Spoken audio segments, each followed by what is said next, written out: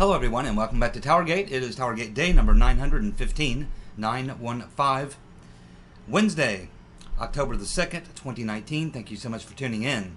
Well, of course it is Wednesday, so that means I'll be having chicken and taking out the trash. Every Wednesday, I have chicken and I take out the trash. Okay, let's get to the news of the day, but before I do, just one note here. There will not be a TowerGate video on Thursday. I have to go out of town, so won't be home in time to probably get a video made or do any research or anything like that. Probably be a pretty late night when I get back here. So no video on Thursday, but I'll be back on Friday, and I'm sure we'll have a lot to cover. 2 days worth of information, most likely, on Friday. So anyway, no video on Thursday, but let's go ahead and get to today's video. Important facts today to unravel. So it looks like Secretary of State Mike Pompeo is saying that he will not comply with the bug-eyed fool Adam Schiff's request for State Department employees or himself to testify on the Ukraine issue. He says that the request is to intimidate and bully and harass the professionals at the State Department. He's also going to delay the appearance by former Ambassador Marie Yovanovitch until next week. Now, she was fired. We were told she was fired back in May, but it says in the reporting here that Pompeo can exercise authority over her because apparently she still has some position within the State Department. So she was fired as the ambassador, but she's now serving some position in the State Department. She's the one who told Ukrainian officials not to pay any attention to Trump's policies because he was going to be impeached. She's up to her eyeballs in the origins of the Spygate scandal. She's fired as a UN ambassador, or recalled as a UN ambassador, but now she's working in the State Department. That in itself needs some explanation, don't you think? So right after Pompeo comes out and announces that he is not going to comply with Schiff's request for State Department employees or himself to testify on the Ukraine issue, right after that, the State Department Inspector General contacts the House committee, the two House committees that are, I guess, wanting him to come and testify, and he calls them to set up an urgent meeting. An urgent meeting, and that would be this morning, Wednesday morning, to discuss the Ukraine documents that are being requested, and he wants to do this before they have their hearing with Kurt Volker, who was, of course, in the State Department and resigned shortly after this story broke. So I imagine this is just some sort of a security briefing that he wants to discuss with them certain topics which they may want to bring up, which may be still part of some State Department investigation that they do not want to compromise. That would be my guess, because I assume that they have either requested or have in possession documents that could somehow interfere with the internal investigation going on within the State Department, because he is the Inspector General of the State Department. And of course we know that there's several different investigations going on within the State Department pertaining to the origins of the Spygate investigation. There's also, obviously we just learned a couple of days ago that there was a new sort of invigorated investigation into the Rotten Reverend Clinton's emails. We had the story a day or two ago about the 130 State Department employees who are now being have been questioned about communicating. These are people who sent emails, knowingly sent emails to people outside the State Department. Could have been foreign governments, could have been who knows, but they sent forwarded emails or sent emails that were originated from the Rotten Reverend's private email server, and in doing so was a violation of classified information. Now, they were all given, as I understand from the story, most if not all were given immunity. They were given immunity. So this is not good for the Rotten Reverend, and it looks like they gave these people immunity so they would feel free to speak about what they know. And so this is just one of several different investigations. Obviously, as we can see, what Attorney General Barr, the way that he's doing this investigation, he is using inspector generals from each of the departments involved. He's having everything flow to Durham. So Horowitz does his investigation of the FBI DOJ, flows it all to Durham. State Department Inspector General doing his investigation, flows it all to Durham. But we notice that, as far as we know, he's not really asking the Inspector General of the intelligence community to do any of these things. And that's the individual who's caught up in a lot of this stuff right now. And we're about to talk about him in just a moment, and why he's a deep state swamper. So it looks like Pompeo is going to play hardball. Remember, Pompeo had advised Trump not to release his statement. So he was one of the people suggesting that Trump not release the whistleblower statement. I guess he was overruled. But obviously Pompeo is a very smart individual. He's a very tough individual. We've seen him testify before. He doesn't take any crap. He's not sarcastic or anything like that in his responses. He's not going to be a Corey Lewandowski and have that much fun. But he's a straight shooter. But he doesn't get pushed around or intimidated, or he's not going to be essentially bullied by the bug-eyed fool Adam Schiff. And he's not going to allow any of his employees as well. In other words, he's going to fight back. That's what we're looking at here. So we are clearly seeing a clear dividing line right now being laid out between those who are going to fight and those who are going to capitulate and lay down. And so it's good to see that we do have some fighters. And Pompeo, again, I can assure you that there's nobody on either of those committees, House Intelligence or House Judiciary or House Oversight. There's not a single one Democrat that I can think of, probably Republican either, as smart as Pompeo. I believe Pompeo graduated #1 in his class at West Point. He's a very, very high IQ type. So good luck trying to play games with Pompeo. You will lose, most likely, in that gambit, especially if your name is Adam the Bug-Eyed Fool Schiff, who has a lot of problems. He has his own Ukrainian problems, as we just discussed yesterday. Well, surprise, surprise, surprise. What do we have here?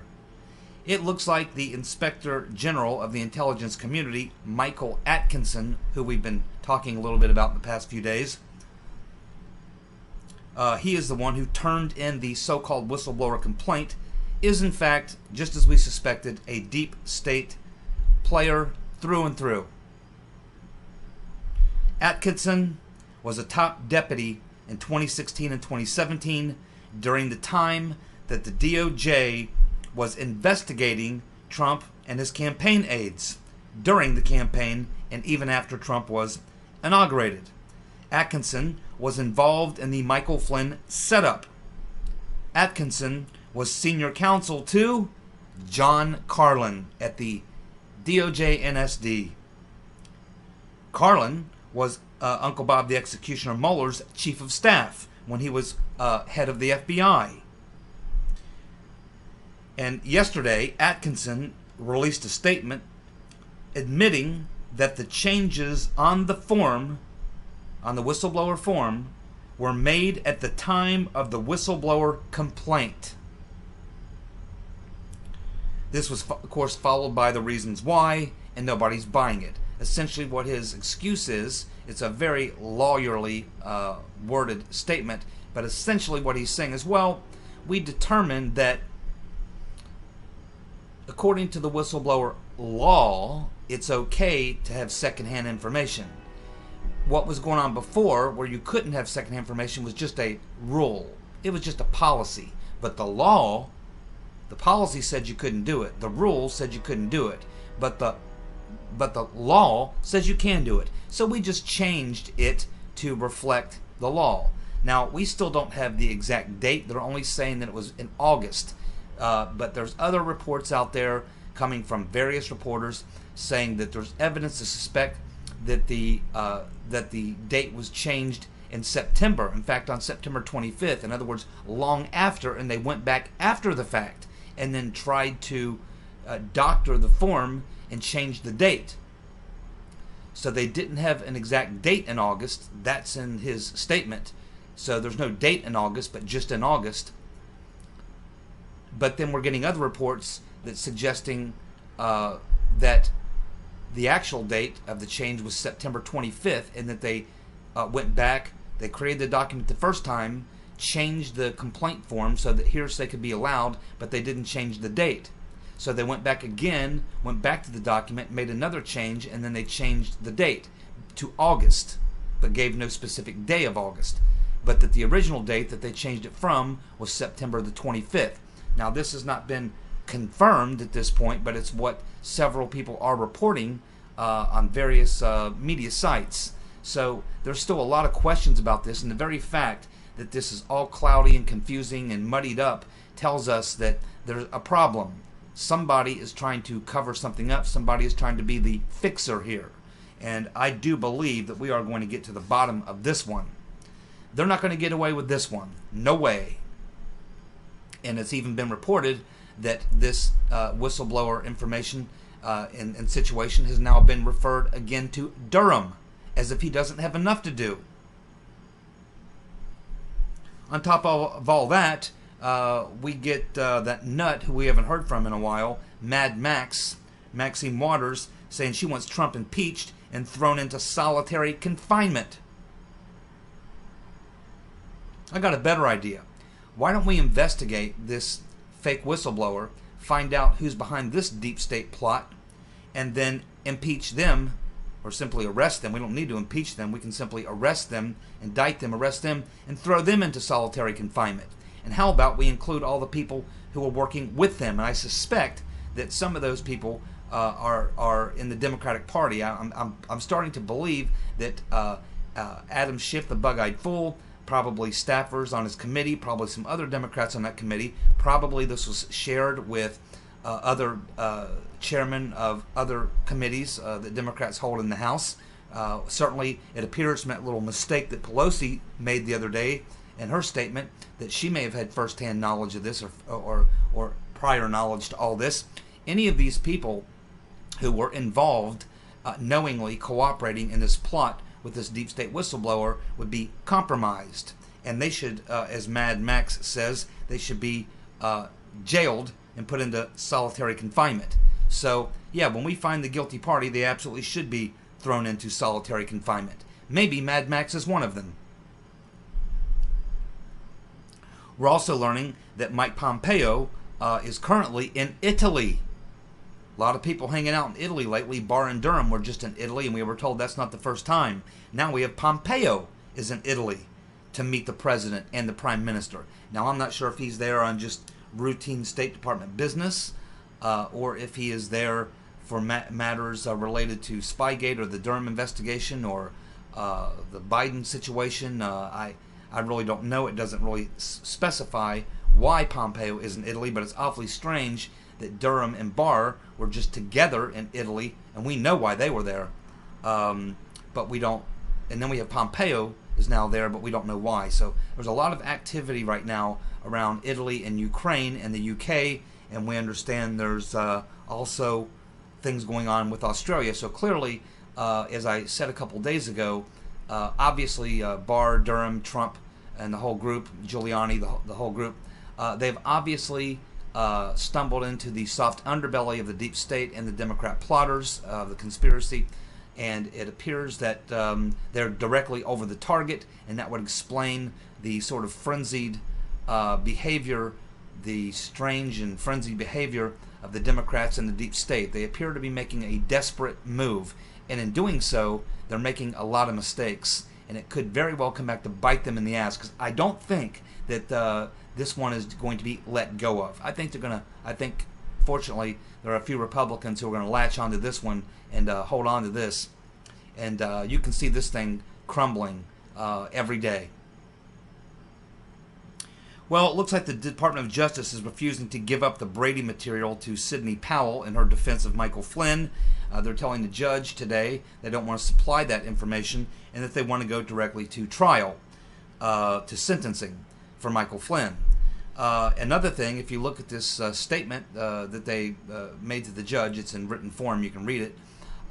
They start discussing in relation to all these documents, the 40 documents that Sidney Powell requested. They list in there about 29 or some odd documents that they suggest are documents that meet the requirements of what Sidney Powell is asking for, but they don't actually say that it's the actual documents. They say that they are summaries of documents.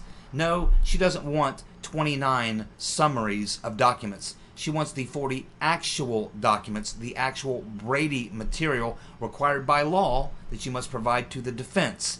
The DOJ is just simply refusing to give it up. They want to move to sentencing. So, again, I understand that there was a rather heated discussion between Powell and the Department of Justice in this hearing today. The judge obviously presiding over that. I don't know if he was involved in that, but apparently things got a little heated there. I think Sidney Powell is running out of patience with these people. And I don't know about the judge, it's hard to say, but Judge Lambert, up to this time, has proven to be a pretty solid judge. So again, as these things typically do, the judge, I imagine, will look at this DOJ position today, and he'll come back with some sort of a ruling. And you can expect that the DOJ will throw another wrench into the spokes, and then there'll be another wrench done in the spokes. Have you ever noticed? We're talking about this situation just earlier with John Carlin, who was the legal counsel to the DOJ NSD, National Security Division. And he had a legal counsel, and that is the guy who is now the Inspector General of the intelligence community, Mr. Atkinson. He was the legal counsel to Carlin. So the Department of Justice, NSD, has a top guy, and that top guy has legal counsel, and then the legal counsel has legal counsel. Now, I guess if you keep going down the chain, you'll find that every lawyer who's offering legal counsel has a lawyer above him offering him legal counsel. No wonder you can never get through any of these hearings, or that things drag out for 100 years, because you have to go through so many layers of lawyers. Does any of you believe that this is an accident? An accident? I don't think so. I think this is purposely set up this way to make sure that you can never penetrate the deep state, because they have layer after layer after layer of legal people that you have to go through, and they can throw up so many delays that eventually they can just run out the clock or run you out of money. So this is what we should expect. I don't know. We'll have to wait and see how the judge rules on this. But Sidney Powell is a bulldog, and I don't think that she's going to capitulate here. I think she's going to file probably a motion, another motion, some sort of a motion to compel the judge to disregard the previous DOJ request, and to again force them to produce the Brady information. I would assume that's the next step. We'll see where it goes, and we'll continue to follow this story.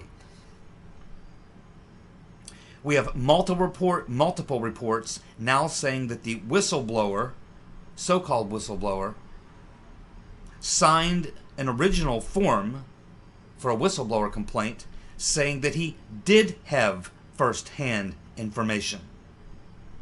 That he did have first-hand, that he was a first-hand whistleblower. So now it appears, and again, this is getting very confusing, and this is why I say there's obviously a problem here, because there's way too much confusion in just trying to get an answer to a couple of simple questions.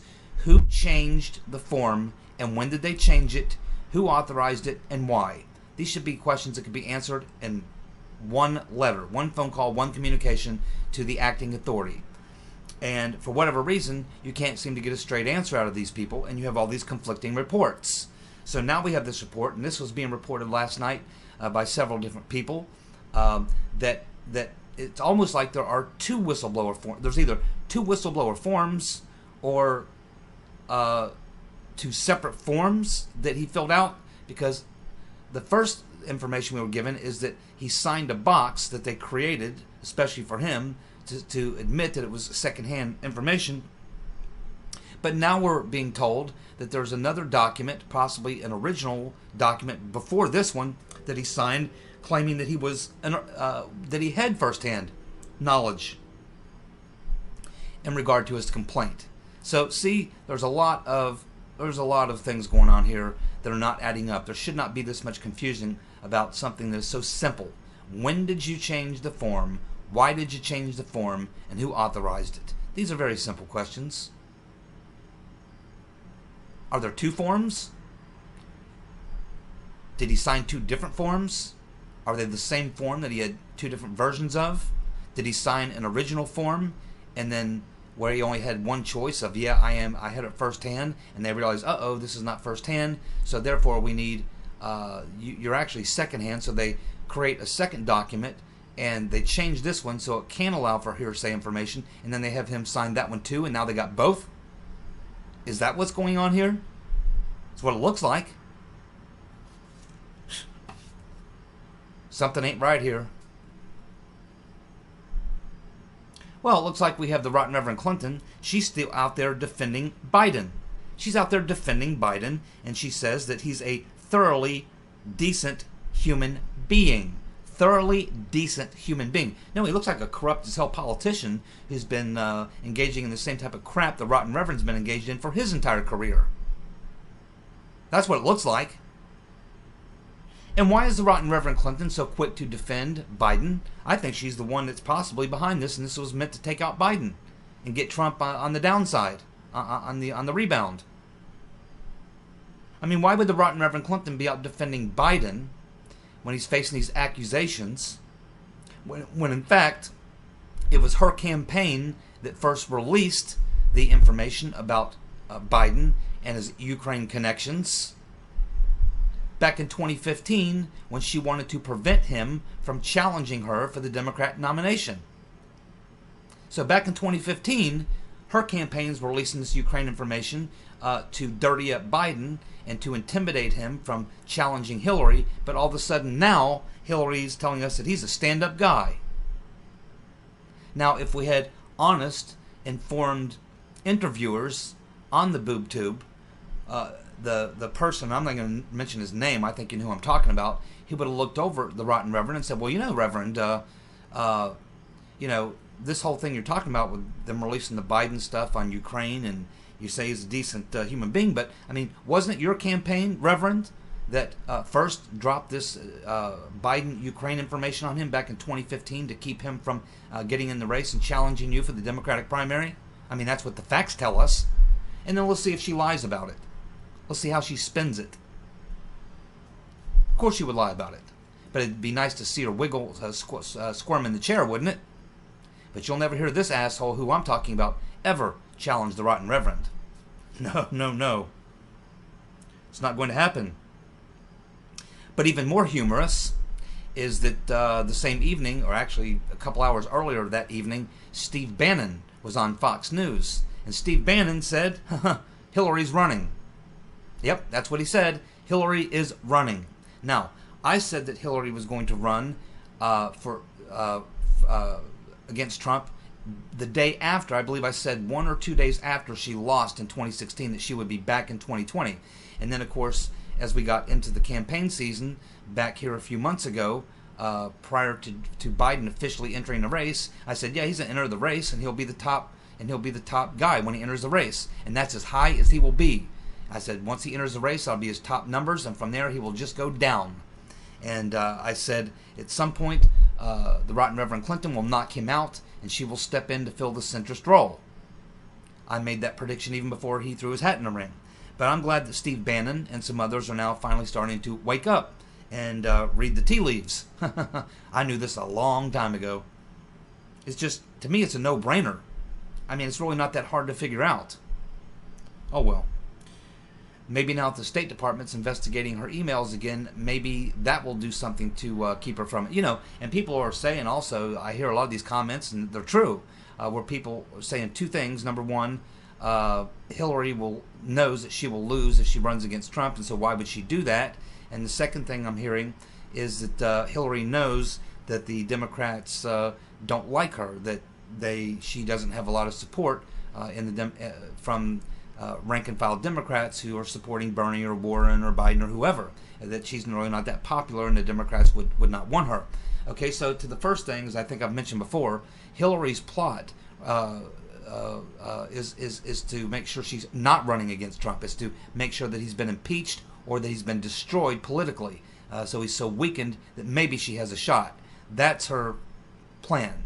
As far as the fact that Democrats don't really like her and won't support her, well, she's got about a solid 20-25% of women in this country who will vote for her, even if she's actually indicted on multiple felonies. She could be in Sing Sing serving God knows how many years for whatever crime she's been involved in, and they would still vote for her. I promise you, the Rotten Reverend has 20-25% of people in the Democratic Party who will vote for her regardless.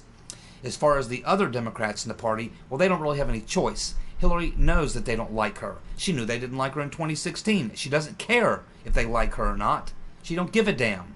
It's not about that. It's, as far as she's concerned, it's about beating the Republican, and she believes that even if 90% of the party hates her, that they'll still vote for her because they hate Trump worse than they hate her. That's her thoughts on the subject.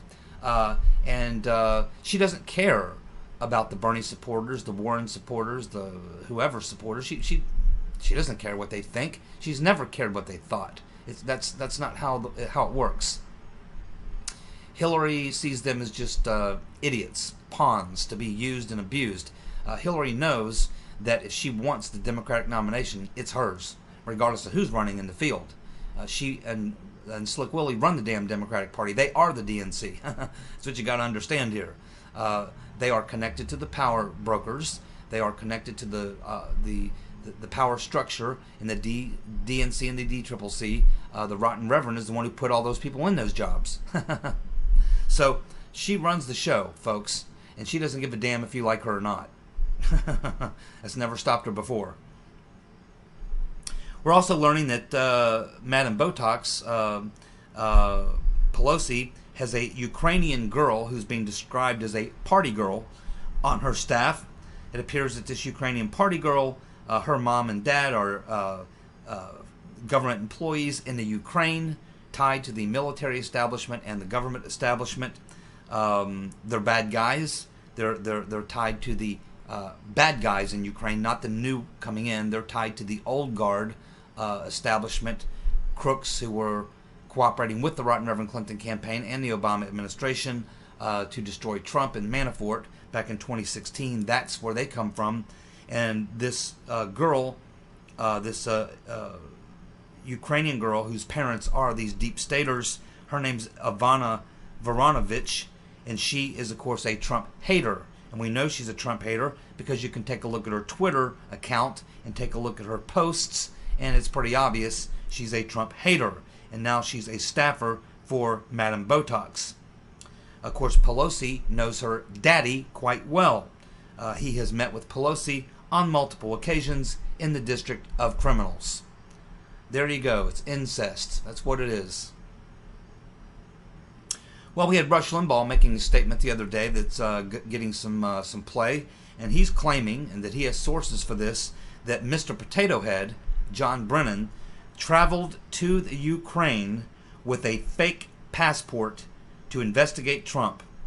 And of course, he's talking about this as well documented. He said, and when this happened and the first accusations were made, the Obama administration denied it until the hard evidence came out, and they had no choice but to later admit that it was true. So here's Mr. Potato Head getting a fake identity, a fake passport to go over to Ukraine to investigate Trump personally. Why would he need to do that? He's the CIA director. He can go on there on official business and talk about anything he wants, including Trump. Why would he need to go over there with a fake passport?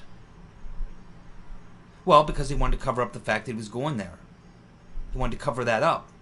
He didn't want that to be known. Why did he want to cover that? Why didn't he want that to be known?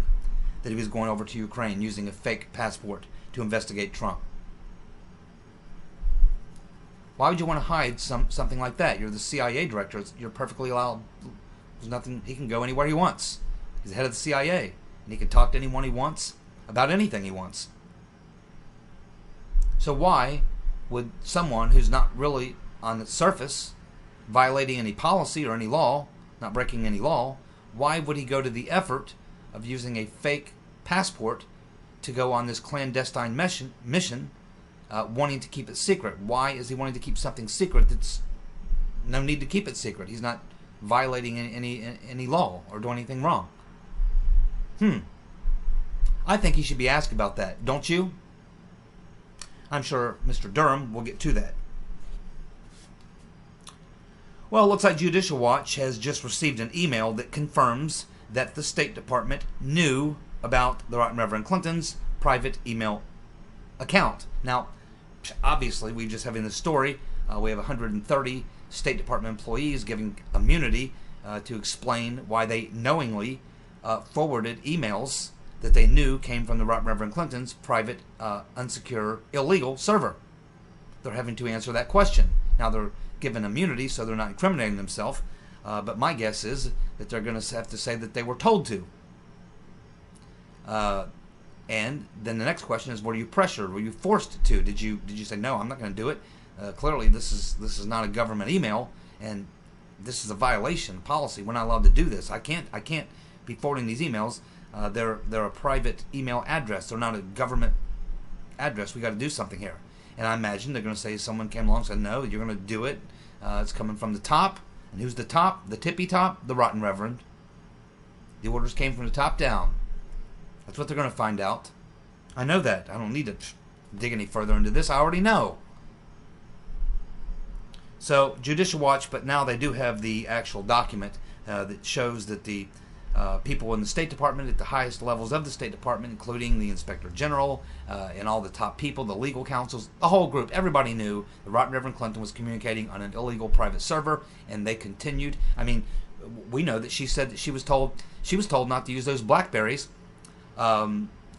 outside the United States, and we know that she said, screw you, I'm going to use my Blackberry any damn place I want, and so are my staffers. And there are photos of her and her staffers using their Blackberries on foreign soil, even after she was told you can't do that.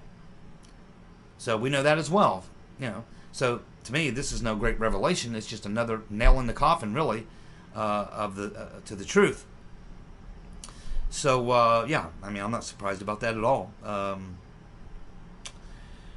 Let's see. Oh, yeah, there's a new Biden photo out, and this certainly isn't going to help anything. It appears now that we have this photo, I'm sure most of you have seen it by now, and it shows Biden, his son, Hunter Biden, along with two other gentlemen at the golf course. And this is a recent photo. I think it's either from 2018 photo, 2017 or 2018 photo. And one of the men in the picture, one of the four men in the picture, is, of course, this guy, Devin Archer, who's on the board of Burisma.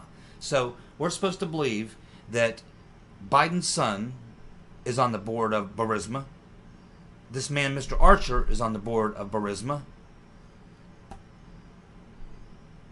Quid pro quo Joe is playing golf with them, and they're not discussing business. How many of you believe that? I'm thinking not many. This is very damaging. It's just another nail in the coffin for Quid pro quo Joe. He's going down. His numbers are falling, dropping everywhere. They're dropping in Iowa. They're dropping in New Hampshire. They're dropping in California. They're dropping in Nevada.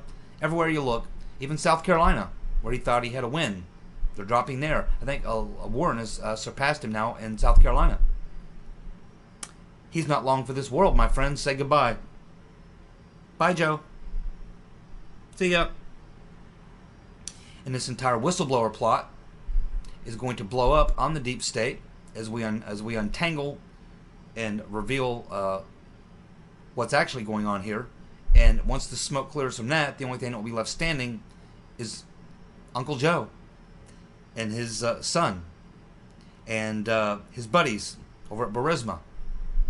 And I would not be surprised to see this prosecutor that he ordered to be fired be brought in to testify, maybe in one of the Senate committees or maybe even one of the minority members, because the minorities in the House can also call hearings as well. Jim Jordan could call a minority hearing. It'll just be Republicans there. There won't be any Democrats, but they can call witnesses. They ought to bring in Mr. Sorkin, or whatever his name is. I think it's Sorkin. It's absolutely correct. So yes, it's just more damaging evidence, and you can bet there's a lot more coming. By the way, it's time to fire Gina Haspel.